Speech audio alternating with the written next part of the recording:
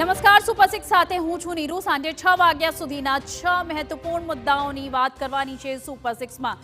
તો આજે વાત કરીશું કુંભમાં આવેલી હકડેઠઠ ભીડથી લઈને વીઆઈપી કલ્ચરને લઈને પરેશાન પ્રજાની સ્થિતિની વાત કરીશું। લાખો રૂપિયા લેતી સ્કૂલમાં ચાલતા રેગિંગથી લઈને આંગણવાડીમાં બાળકો પર થતા અત્યાચારની, પરંતુ સૌથી પહેલા નજર કરીએ આજના 6 મુદ્દાઓ પર। મહાકુંભમાં મૌની અમાસ પહેલા લાખોની સંખ્યામાં લોકો પહોંચ્યા છે। ટ્રેન હાઉસફુલ છે તો પ્રયાગરાજમાં એટલી ભીડ છે કે લોકો તંત્ર સામે સવાલ પણ કરી રહ્યા છે। ક્યાંક બેરિકેડ પણ તોડ્યા તો વીઆઈપી કલ્ચરથી લોકોએ રોષ પણ દાખવ્યો।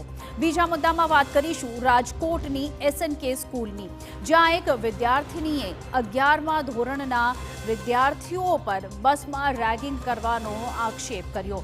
જોકે શાળા આ મુદ્દા પર હાલ મૌન છે।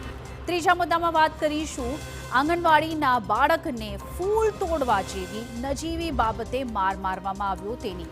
બાળકના વાલી અને આંગણવાડી સંચાલકોએ હોબાળો કર્યો તો આચાર્યએ તેમના પર લાગેલા આક્ષેપ ફગાવ્યા। આગળ ચોથા મુદ્દામાં નજર કરીશું ફરી એક વખત ડિજિટલ અરેસ્ટની જાળમાં ફસાયેલા લોકોની। જામનગર અને વડોદરામાં ભેજાબાજોએ લોકોને છેતરી લાખો ખંખેર્યા। પાંચમા મુદ્દામાં વાત કરીશું એક લાકડાના બનેલા પુલે 7 લોકોના જીવ લઈ લીધા તેની। બાગપતમાં જૈન સમુદાયના નિર્વાણ મહોત્સવ દરમિયાન મોટી દુર્ઘટના સર્જાઈ, જેમાં 40 લોકો ઘાયલ થયા। અને સુપર સિક્સમાં અંતમાં જોઈશું 5 વર્ષ બાદ ફરી એક વખત શરૂ થશે કૈલાશ માનસરોવરની યાત્રા।